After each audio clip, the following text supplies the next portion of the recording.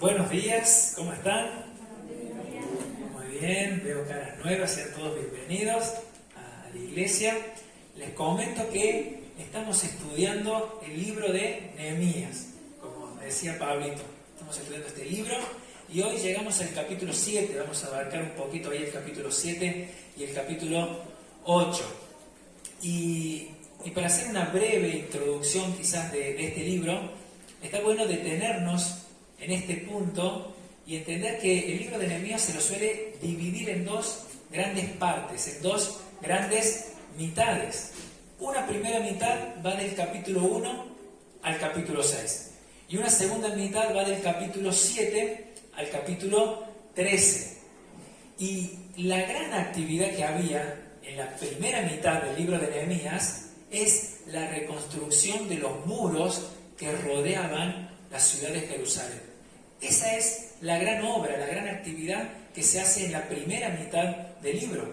Ahí podemos ver a Nehemías, a los siervos, cómo trabajaban en esa reconstrucción de la obra de estas murallas. Y veíamos el domingo pasado en el último capítulo, el capítulo 6, ahí en el último versículo, ya llegando al final del capítulo 6, Nehemías escribía: y se terminó la obra en 52 días, un tiempo récord.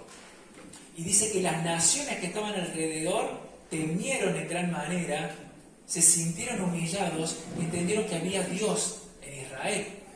Vos fíjate que eran las naciones que oprimían a Israel, a la ciudad de Jerusalén, la nación que se burlaba de Jerusalén, ahora se sentían avergonzados y humillados porque vieron la obra terminada y veían un acto milagroso, indiscutiblemente, en esa obra.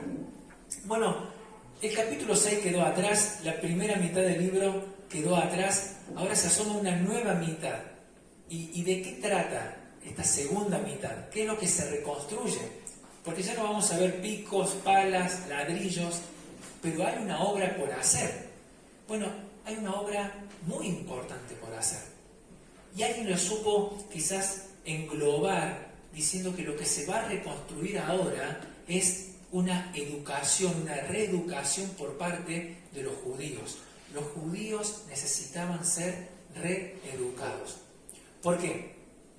Porque cuando observamos la historia del periodo que abarca el libro de Nehemías, el libro de Esdras, esta generación de judíos, decíamos que lo único que tenía de judío era la sangre, nada más.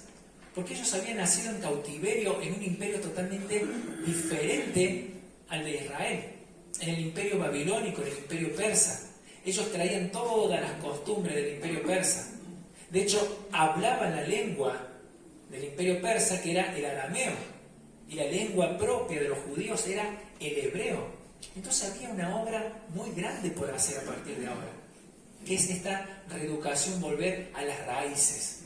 Qué triste es cuando uno pierde sus raíces, cuando observamos personas que triunfan en la vida y lo ves que están en el extranjero y se olvidaron de las raíces. Los judíos habían olvidado sus raíces. Y hay una nueva obra por hacer. Ahora Dios decide comenzar esta nueva obra haciendo algo muy especial. No es simplemente un trabajo quizás mental, un trabajo frío. Él quería primero hacer una obra en los corazones de este pueblo. Y se habla de un despertar. Dios decide comenzar esta obra con un despertar espiritual en este pueblo. Y cuando nosotros hablamos de un despertar espiritual, solemos usar una palabra conocida quizás en el ambiente cristiano, que es la palabra avivamiento. Dios inicia un avivamiento. Quizás es el primer avivamiento registrado en la Biblia, lo que vamos a ver ahora en el capítulo 8.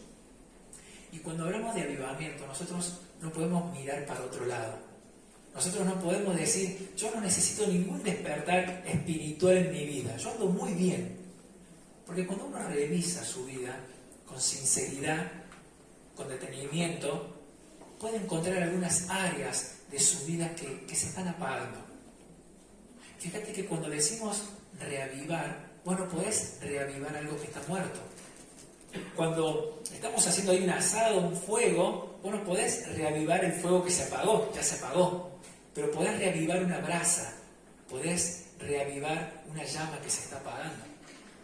Y a lo mejor cuando uno se mira con sinceridad, puede entender que hay un área que se está apagando. A lo mejor se está apagando el área de la oración. Yo ya no oro como antes. Yo ya no estoy ahí pasando tiempo con Dios, con palabras sinceras, no armadas. O a lo mejor puede ser el área de leer la palabra de Dios, de querer conocer más de Dios. O si no, el área de compartir con hermanos, de participar en un ministerio, de participar en una iglesia. Cada uno puede mirarse a sí mismo y decir, Dios, ¿vos estás viendo lo mismo que estoy viendo yo? ¿Hay un área en mi vida que se está apagando que querés reavivar? Sin lugar a dudas, Dios te va a decir, sí, eso es lo que quiero. Quiero un reavivamiento. Así que vamos a ver un poquito de eso. Yo te pido que abras tu Biblia en capítulos 7 y 8 del libro de Nehemías.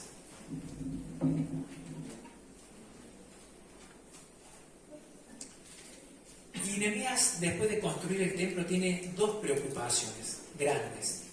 Una primera preocupación era cómo iba a ser la seguridad de Jerusalén, de esa ciudad. Y la otra preocupación era de cómo iba a ser repoblada la ciudad de Jerusalén. ¿Sí? Él tenía que dejar eso en orden antes de partir. Mira lo que dice el versículo 1. Luego que el muro fue edificado y colocado las puertas y fueron señalados porteros y cantores y levitas, mandé a mi hermano Hanani y a Ananías, jefe de la fortaleza de Jerusalén, porque este era varón de verdad y temeroso de Dios más que muchos. Y les dije, no se abran las puertas de Jerusalén hasta que caliente el sol, y aunque haya gente allí afuera, cierren las puertas con pasadores, y señalé guardias de los moradores de Jerusalén, cada cual en su turno, y cada uno delante de su casa, porque la ciudad era espaciosa y grande, pero poco dentro de ella, y no había casas reedificadas. Entonces, Nehemías tiene dos tareas. Señala guardias, personas de confianza, personas temerosas de Dios. Ahí se lo dice que es Hanani y Ananías, que ellos iban a cuidar ese lugar, iba a delegar esa tarea a Nehemías. Y la otra tarea que tenía era la redistribución familiar de la ciudad de Jerusalén, porque dice que la ciudad era espaciosa y había pocos moradores. Entonces, ¿qué hace Nehemías? Más adelante podemos leer que encuentra un libro con toda la genealogía de las familias que habían venido de Babilonia con Zorobabel. Ahora, esas familias, según sus descendencias, iban a ocupar la ciudad de Jerusalén. Y Nehemías se encarga de distribuir las familias, cada uno en sus ciudades, y también de cuidar la seguridad de la ciudad. Mira que así llegamos al capítulo 8. Yo te invito a que vayas al capítulo 8. Y ya con esta ciudad armada, establecida, pasa algo. ¿Qué es lo que entendemos como un avivamiento, como un despertar espiritual? Y voy a leer de corrido capítulo 8 del versículo 1 al versículo 2, así podemos tener una idea un poquito más panorámica.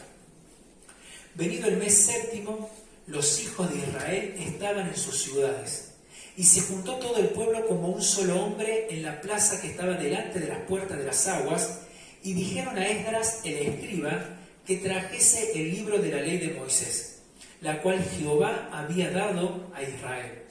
Y el sacerdote Esdras trajo la ley delante de la congregación, así los hombres como de mujeres y de todos los que podían entender. Y en el primer día del mes, versículo 3, y leyó en el libro delante de la plaza que está delante de las puertas de las aguas, desde el alba hasta el mediodía, en presencia de hombres y de mujeres y de todos los que podían entender. Y los oídos de todo el pueblo estaban atentos al libro de la ley. Y el escriba Esdras estaba sobre un púlpito de madera que había hecho para ello, y junto a él estaban Matatías, Sema, Anías, Urías, Hilcías, Masías, a su mano derecha, a su mano izquierda, Pedaías, Misael, Malquías, Asum, Hasbadana, Zacarías y Mesulam. Abrió pues Esdras el libro a los ojos de todo el pueblo, porque estaba más alto que todo el pueblo, y cuando lo abrió, todo el pueblo estuvo atento. Bendijo entonces Esdras a Jehová, Dios grande, y todo el pueblo respondió amén y amén. Y alzando sus manos, y se humillaron y adoraron a Jehová, inclinados a tierra. Y los levitas, Jesúa, Bani, Serabías, Jamín, Acub, Sebatai, Odai, Masías, Kelita, Azarías, Josabed, Anán y Pelaya, hacían entender al pueblo la ley, y el pueblo estaba atento en su lugar. Y leían el libro de la ley de Dios claramente, y ponían el sentido de modo tal que entendiesen la lectura. Y Nehemías el gobernador, y el sacerdote Esdras escriba, y los levitas que hacían entender al pueblo, dijeron todo el pueblo: día santo es a Jehová nuestro Dios, no se entristezcan, no lloren, porque todo el pueblo lloraba oyendo las palabras de la ley. Luego les dijo: id y comed grosura y beber vino dulce, enviad porciones a aquellas familias que no tienen, porque este es un día santo a nuestro Señor. No se entristezcan, porque el gozo de Jehová es nuestra fortaleza. Los levitas pues hacían callar a todo el pueblo, diciendo: callad, porque ese día es un día santo, no se pueden entristecer. Y todo el pueblo se fue a comer y a beber, y a obsequiar porciones de comida y a gozarse en gran manera, porque habían entendido la palabra de Dios que se le había enseñado. Hasta ahí la lectura. Vos fíjate que lo que se empieza a describir acá es el proceso de un despertar espiritual de un pueblo. Y está bueno que observemos paso a paso cómo va surgiendo este despertar espiritual, porque nos puede servir de ejemplo a nosotros para ver cómo tengo que despertar espiritualmente. ¿Cuáles son los pasos que tiene que haber en mi vida para que haya ese avivamiento y ese deseo por Dios? Vamos al versículo 1 del capítulo 8. Dice que se juntó todo el pueblo como un solo hombre. Ahí estaba todo el pueblo. Hablamos de miles de personas que se juntó con un mismo espíritu. No es que uno se juntaba para decir: a ver quién es Esdras, a ver por qué hay un púlpito. Se juntó todo el pueblo con una necesidad, compartían la necesidad. Y yo me lo imagino ahí a todo el pueblo con una misma cara, ¿no? Todos ahí serios, levantando las cejas, mirando bien fijo, porque estaban todos con un mismo espíritu, estaban todos prestando atención a lo que iba a pasar. Y eso me habla a mí de una actitud que tengo que tener yo frente a la palabra de Dios, frente a la exposición de la palabra de Dios. Ir con una actitud previa y con un corazón predispuesto a querer escuchar a Dios. Así estaba el pueblo, con un corazón predispuesto. Y más adelante en el versículo 1 dice que le dijeron a Esdras, el escriba, que traiga el libro de la ley de Moisés, la cual Jehová había dado a Israel. Todo el pueblo fue a buscar a Esdras. Esdras, léenos la ley. Todo el pueblo. Yo me hacía la pregunta: ¿por qué el pueblo fue a buscar a Esdras, el escriba, para que leyera la ley, y no fue a buscar a Nehemías? Porque hasta el capítulo 6, alguien protagónico era Nehemías, que estaba reconstruyendo los muros. Ahora el pueblo, en vez de ir a Nehemías, va a Esdras. ¿Por qué? Bueno, porque Esdras era el escriba, la persona que escribía la ley, que transcribía la ley. Ese era su rol, ese era su llamado. Nehemías era gobernador y tenía que hacer las cosas que un gobernador hacía, pero Esdras tenía que oficiar todo lo que era referido al templo y todo lo que era referido a la ley de Moisés. ¿Sabes qué? Nehemías no se sintió desplazado por Esdras. En Nehemías no había un espacio en su mente para decir: che, Esdras se está robando un poquito acá la atención del pueblo. Yo puse el lomo en construir estos muros. Y ahora todo el pueblo va con Esdras. Nehemías no tenía ese corazón, porque Nehemías sabía precisamente cuál era su rol en todo este proyecto que Dios había armado. Mira, qué importante es saber cuál es mi rol. Qué importante es saber cuál es mi rol incluso dentro de la iglesia. Porque la Biblia enseña que somos parte de un cuerpo, que ese cuerpo es Cristo, Y este cuerpo está formado por muchos miembros. Y cada miembro tiene un rol, una tarea específica. A tal punto que el pie no puede decirle a la mano, che, ¿por qué yo soy mano? ¿Por qué no soy mano? O el ojo no le puede decir al oído, ¿por qué yo no soy oído? Cada uno cumple un rol, una tarea. Y la pregunta es, ¿cuál es mi rol en el cuerpo de Cristo? Yo puedo decir con simpleza, bueno, mi rol es esto.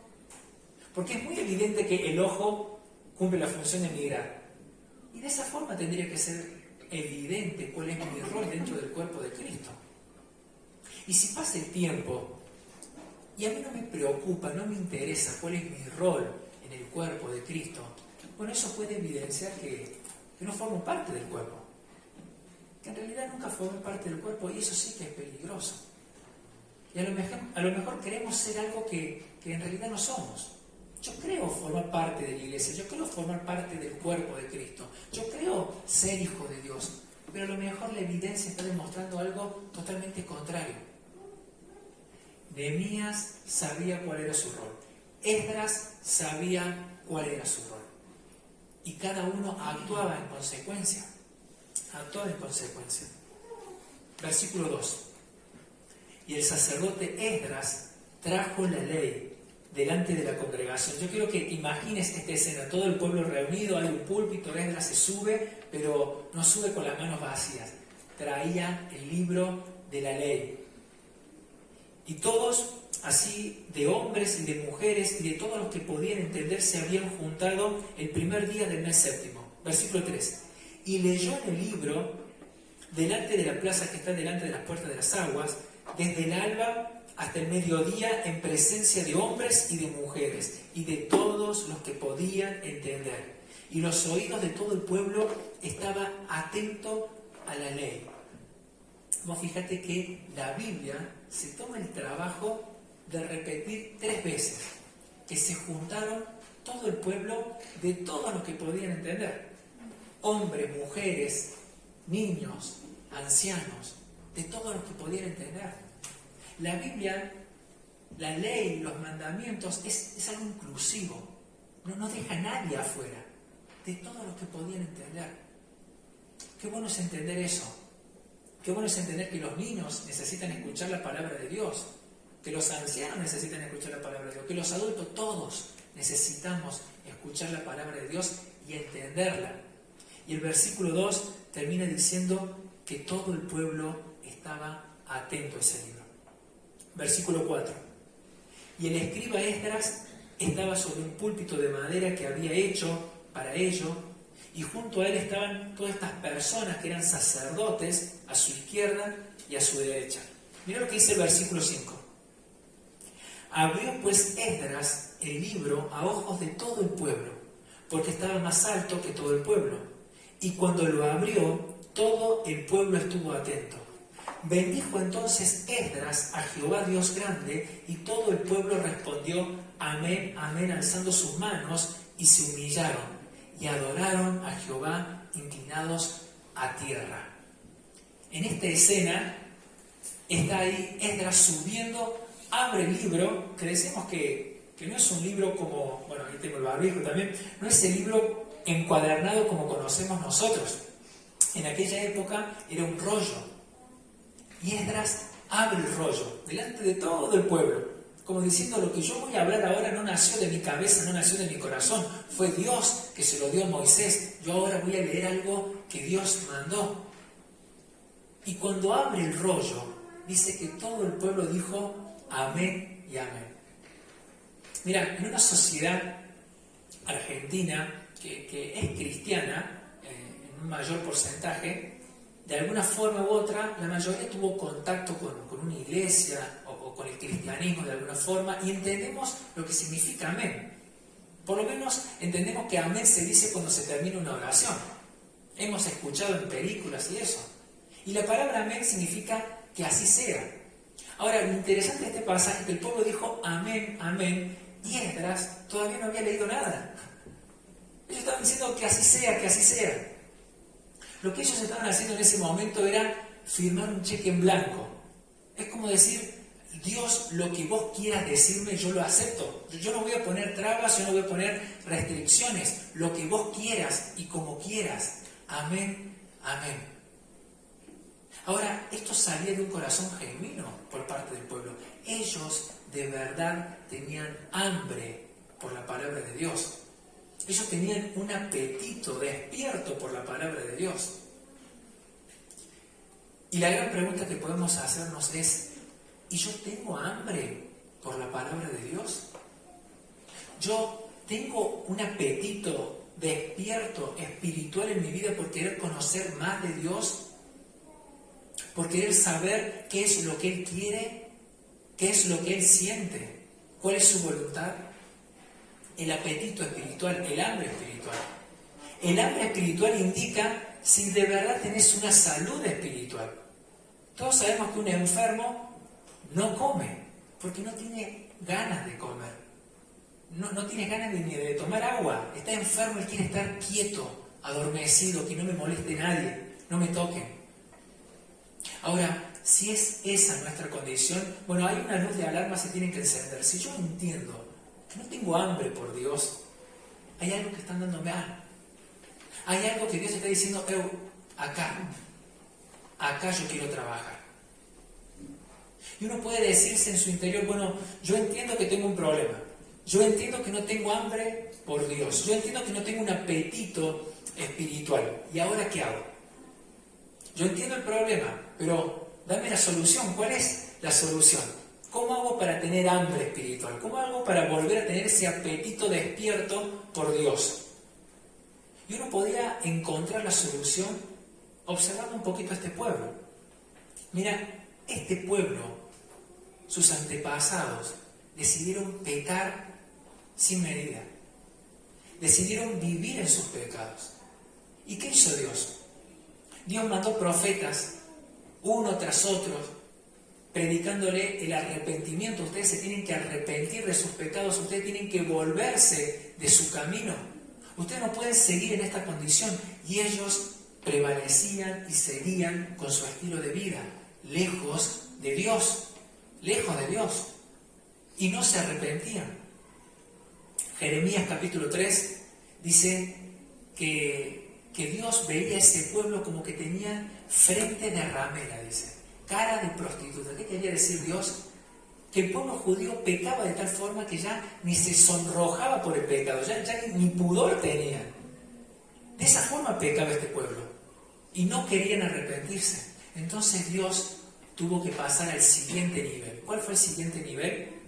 El quebrantamiento. El quebrantamiento de corazón. Dios tuvo que destruir Jerusalén, llevarlos cautivos a un imperio lejano, con una cultura totalmente diferente. 70 años después lo trae a ese pueblo, tiene que reconstruir todo de nuevo.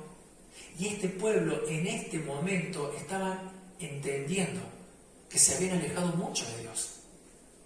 Ese pueblo miraba para atrás y entendía que los pecados que había cometido eran muchos, que se habían lastimado a ellos, habían lastimado a sus familias. Muchos de ellos estaban viviendo eso por culpa de sus antepasados, que no habían escuchado a los profetas, que no habían escuchado a Dios. Entonces ellos entendían que el pecado le había salido muy caro. Entonces cuando Dios empieza a trabajar en nuestra vida, cuando Dios te dice de manera insistente, estás pecando, te estás alejando, cada día te alejas 1 metro más, cada día me dejas más a un costado, estás prevaleciendo en esos pecados y no querés arrepentirte porque te sentís cómodo en ese pecado. Y nosotros somos como dice Jeremías, tenemos frente de ramera, es como que ya no tenemos pudor, ya no nos sonrojamos por el pecado, estamos cómodos con esa vida. ¿Sabes qué? Dios pasa al segundo nivel. Y el segundo nivel es el quebrantamiento de corazón. Dios quebranta. Y hay una gran diferencia entre estar triste y tener un quebrantamiento de corazón. Mira, la tristeza, uno puede transitar una etapa de la vida con una tristeza lógica por algo real que está viviendo, pero es una etapa. El gran problema es cuando hacemos de la tristeza un estilo de vida. yo ya ando así, soy así. Y ese estilo de vida es marcado por una tristeza que te gobierna, que te nubla. Eso no es nada bueno. Eso te amarga la vida, te amarga la existencia. Vivir de manera triste te amarga la existencia. Ahora, el quebrantamiento de corazón es diferente. El quebrantamiento de corazón es cuando Dios quiebra tu orgullo.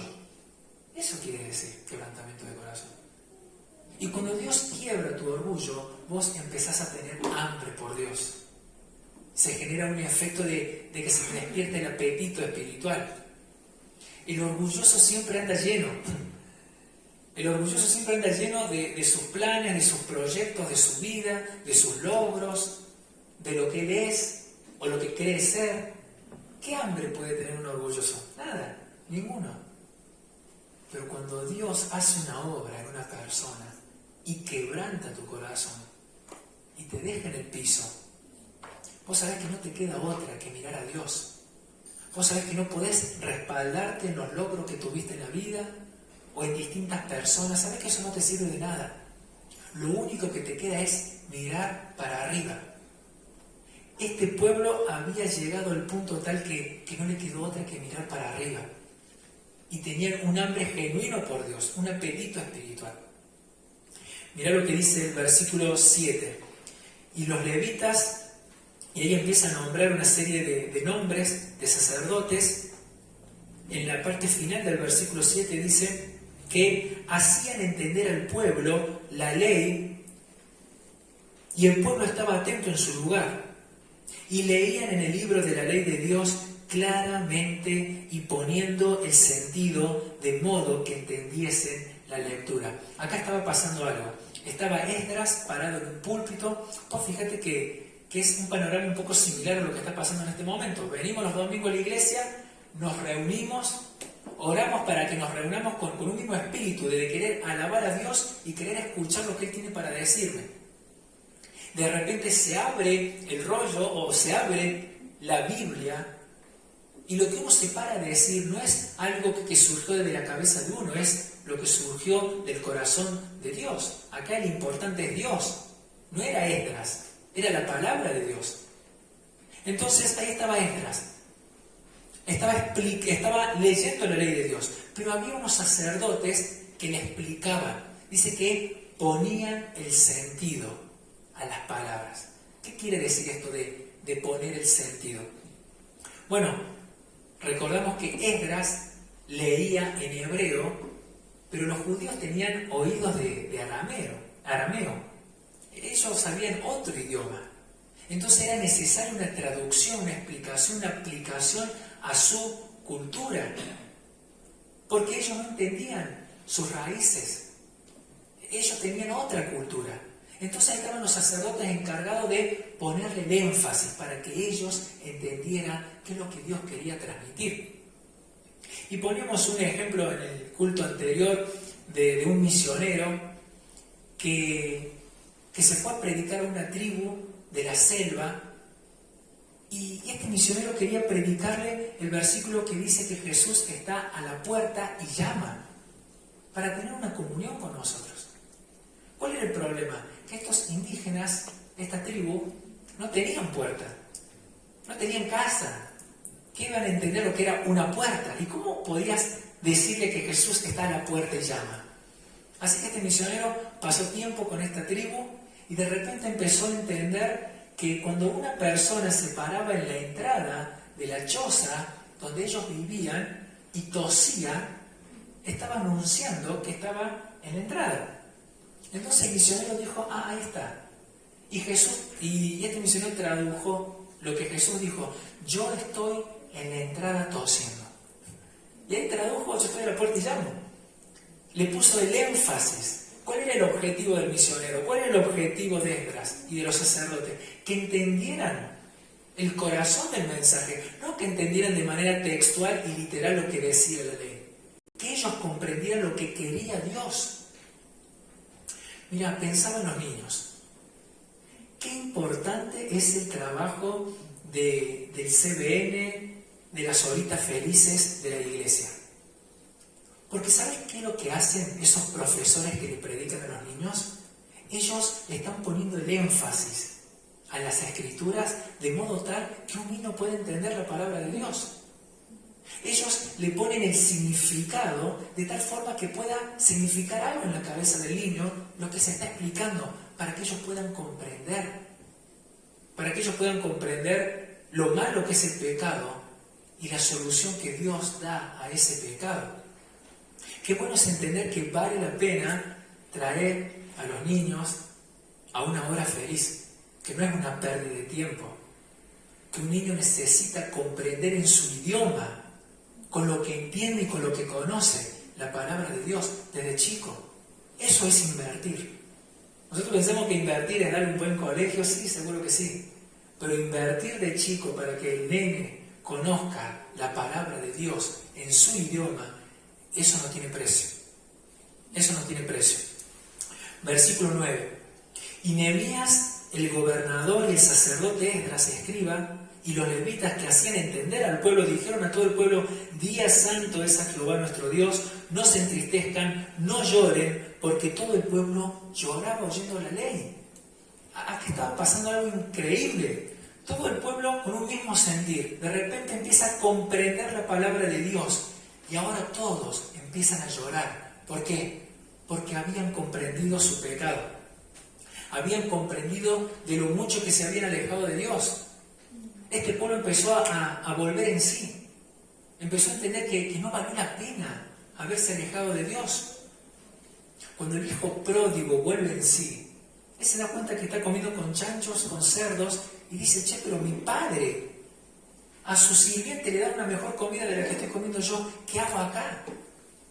Y cuando uno vuelve en sí y entiende que se alejó de Dios, dice: ¿qué hago acá? ¿Por qué me alejé tanto? Mirá lo mucho que estoy sufriendo por culpa de esas decisiones que tomé. Mirá lo mucho que hice sufrir a las personas que más me rodean, que más me quieren. Este pueblo se estaba dando cuenta de la gravedad del pecado. Este pueblo estaba diciendo: mirá cómo nuestros padres no escucharon a los profetas. Vinieron un imperio lejano, destruyeron la ciudad, nos llevaron como esclavos, fuimos esclavos, ahora volvemos, reconstruimos, todo por no arrepentirnos. Y yo me pongo a pensar en Dios, en lo que debe pensar de mi vida, y me lo imagino a Dios diciendo: Iván, ¿cuánto vas a entrar en sí? ¿Cuándo vas a volver en sí y darte cuenta de que te podés estar alejando cada vez más, y que va a llegar un punto que voy a decir: ¿por qué me alejé tanto? ¿Cómo no me arrepentí? ¿Cómo no evité tanto daño, tanto sufrimiento? Y eso que me decían una y otra vez. Qué interesante es reconocer a aquellas personas que te insisten con Dios, en que tengas una relación con Dios. Porque después vos mirás para atrás y vos decís: Dios me estuvo advirtiendo. Dios me estuvo advirtiendo. Y ahí estaba el pueblo llorando. Versículo 10 dice: luego les dijo: id y comed grosura y bebed vino dulce y enviad porciones a los que no tienen nada preparado, porque día santo es a nuestro Señor. No se entristezcan, porque el gozo de Dios es su fortaleza. Y los levitas hacían callar a todo el pueblo, diciendo: este es un día santo, no se entristezcan. Versículo 12: y todo el pueblo se fue a comer y a beber y a obsequiar porciones y a gozar de grande alegría, porque habían entendido la palabra que se le había enseñado. Es como que el pueblo está llorando, pero la historia no termina ahí, porque sería muy triste la historia. Que Dios te alumbre y te muestre tu pecado, te muestre tu falta, te muestre las consecuencias de tu falta, y de repente cuando vos estás ahí en el piso, Dios te deja. Eso sería muy cruel. Pero Dios no es así. Dios dice: ahora yo quiero enseñarte algo que hay en mi corazón, que yo quiero reconciliación. Yo quiero que te arrepientas de tu pecado, y yo estoy dispuesto a perdonarte tu pecado y a darte una vida nueva. Y no solamente eso, sino que te voy a dar gozo en tu corazón. Voy a poner alegría en tu corazón. Ese es el proyecto de Dios que tenía para con su pueblo y que también tiene para con nosotros. Una vez que Dios te alumbra ahí, en un rincón de tu corazón que nadie ve, que solamente vos sabés que existe, y te dice, esto está mal. Dios no se hace de la vista gorda, y vos te arrepentís. ¿Sabes qué? Dios está dispuesto a perdonar. Ahí estaban los sacerdotes diciendo, este es un día sagrado porque ustedes se han arrepentido. Hay fiesta en los cielos, ustedes están arrepentidos. Dios quiere eso, esa reconciliación. Mira, esta forma tan detallada es lo que Dios hizo en la vida de estas personas para que pudieran despertar espiritualmente, para que exista un avivamiento. Del versículo 7 al 8, ellos entendieron la palabra de Dios. El versículo 9 y 10, ellos se arrepintieron. El versículo 11 y 12 en adelante, ellos obedecieron. Esas son las claves de ese avivamiento. Ese es el proceso. A lo mejor alguna vez leíste o escuchaste del famoso triángulo del fuego, ¿no? Se dan charlas en el primario, ahí los bomberos, para prevenir el fuego. Se habla de un triángulo del fuego que es oxígeno, combustible y calor. Vos juntás esas tres cosas y tenés fuego. Ahora, si vos sacás una de esas cosas, vos no vas a tener fuego. Si vos sacás el oxígeno, por más que haya calor y combustible, no hay fuego. Cuando hablamos de un despertar espiritual, un verdadero, genuino despertar espiritual, un verdadero avivamiento, podemos hablar de una especie de triángulo, donde en una cara tenemos el conocimiento de la palabra de Dios, en otra cara tenemos el arrepentimiento de nuestros pecados, y en otra cara tenemos la obediencia. Mira, el diablo está interesado en que nosotros permanezcamos dormidos, porque estar dormido es cómodo. Un gran predicador escribió un libro llamado ¿Por qué no llega el avivamiento? Y parte de esa respuesta decía, ¿y por qué nosotros no queremos que llegue el avivamiento? Si estamos bien dormidos, no nos molesta a nadie, estamos cómodos, pero con el tiempo vemos las consecuencias. Y el diablo está interesado en quitarte una de esas partes del triángulo. O que no conozca la palabra de Dios, o que no te arrepientas, o que no obedezcas. Porque sabes que si quitan una parte de ese triángulo, vos y yo no vamos a despertar espiritualmente. Mirá, algo raro tenés que notar, que si de repente pasás tiempo con la Biblia abierta, o escuchando prédicas, y venir domingo tras domingo y escuchás prédicas, y de repente no entendés nada. Pues si yo voy a la iglesia, pongo todo el entusiasmo, pero no sé, me distraigo, me baja sueño, estoy pensando en lo que tengo que hacer a la tarde, a la noche, arranque el lunes y la semana, y nunca entendés lo que Dios quiere decirte. ¿Vos te pensás que es casualidad?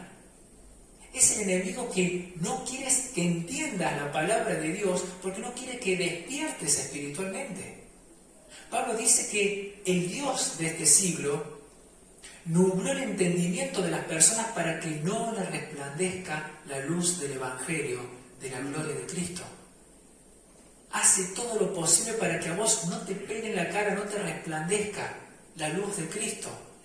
Que no puedas entender las buenas noticias que este pueblo estaba entendiendo.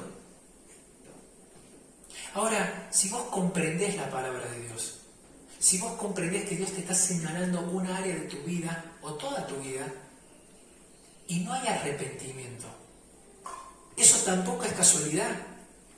Miren, esta es la parte neurálgica del capítulo. Si no hay arrepentimiento en tu vida, nunca vas a poder tener un avivamiento, nunca vas a poder avanzar en tu relación con Dios. Porque el diablo se encarga de endurecer tu corazón y decir, yo quiero permanecer en esta vida como estoy viviendo y con este estilo de vida. Ahora, si vos conoces la palabra de Dios, la entendés, tomás una actitud de decir, bueno, che, yo quiero cambiar. La verdad que ya estoy cansado de vivir como estoy viviendo. Y cantás canciones, y te emocionás, y te cae una lágrima, y tomás resoluciones. Yo a partir de mañana voy a hacer esto, voy a tratar bien a mi familia, voy a hacer lo otro. Pero de repente no hay obediencia. De repente pasa algo y te olvidas de todas esas resoluciones que tomaste. Eso tampoco es casualidad. Hay todo un sistema que quiere alejarte de las decisiones sanas y buenas que querés tomar hacia con Dios para que no obedezcas.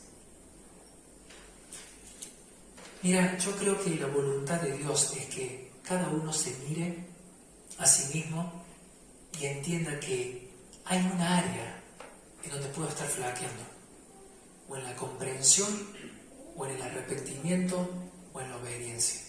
Y eso es lo que me está limitando a no despertar. Y Dios quiere que despiertes. Mira, el capítulo 8 continúa ahí con una fiesta que ellos empiezan a hacer de acuerdo a sus costumbres, que se denomina la fiesta de los tabernáculos, que era que cada familia tenía que salir de sus casas y hacer chozas y vivir en esas chozas por 7 días, recordando su peregrinaje en el desierto. Y la Biblia lo habla claramente que ellos estaban contentos haciendo eso. Era toda una aventura para la familia. Imagínate, ellos salían de sus casas y padres con hijos haciendo chozas y recordando historias de cómo Dios había sido fiel y había gozo en el pueblo y había alegría.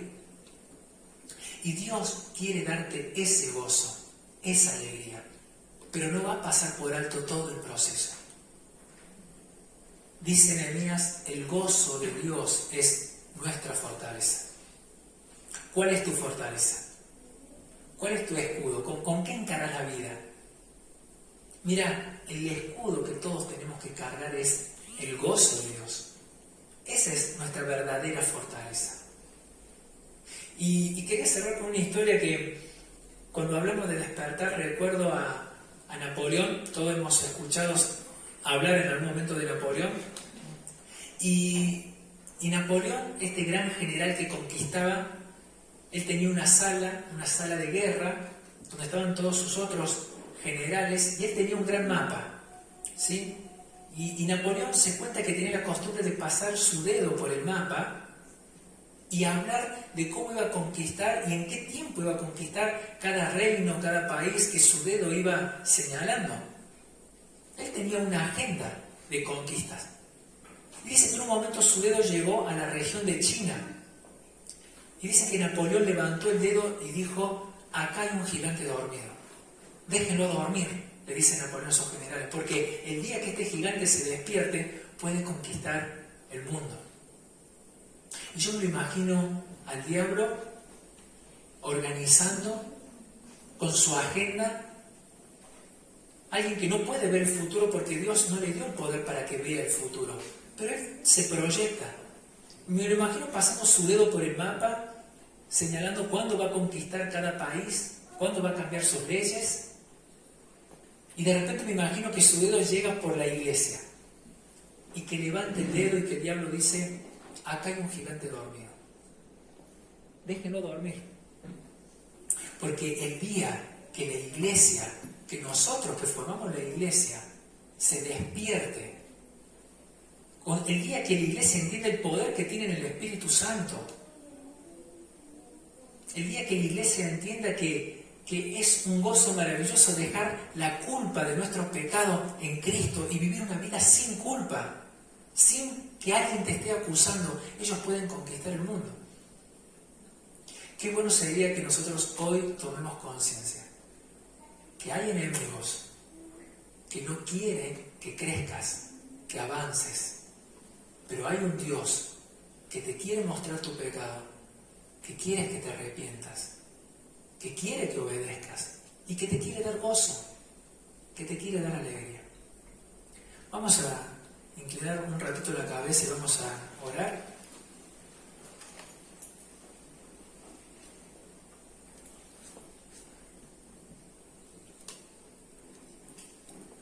Y sí, este es un momento lindo para que puedas mirar para adentro y decirle a Dios, Dios, acá hay un área que no está funcionando en mi vida, o que se está apagando. A lo mejor es la comprensión de la palabra de Dios, no comprendes la palabra de Dios, te aburre, crees que hay un montón de otras cosas para hacer antes que dedicarle un tiempo a Dios. A lo mejor Dios te está señalando un pecado y no querés arrepentirte. Estás cómodo con tu pecado. Te da miedo dejar ese estilo de vida. O a lo mejor estás fallando en la obediencia.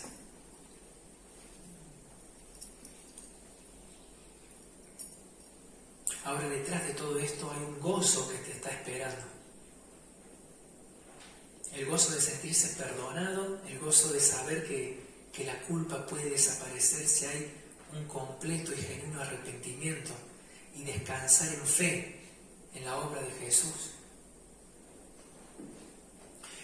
Dios, te damos gracias por tu palabra, que es tan detallista. Qué lindo es detenernos en cada versículo porque hay tantas verdades escondidas. Pero hoy nos vamos con algo concreto, Dios, que sos un Dios que quiere despertarnos. Sos un Dios que no se conforma en vernos dormidos. Dios, te pido que si hay una persona en este lugar que no esté entendiendo tu palabra, que tú puedas abrir los ojos, que pueda comprender cuál es tu voluntad, que pueda leer tu palabra, que pueda comprender, que pueda entender, que pueda escuchar una prédica y no dormir y no distraerse, porque hay un apetito, un hambre espiritual que no puede dejarlo.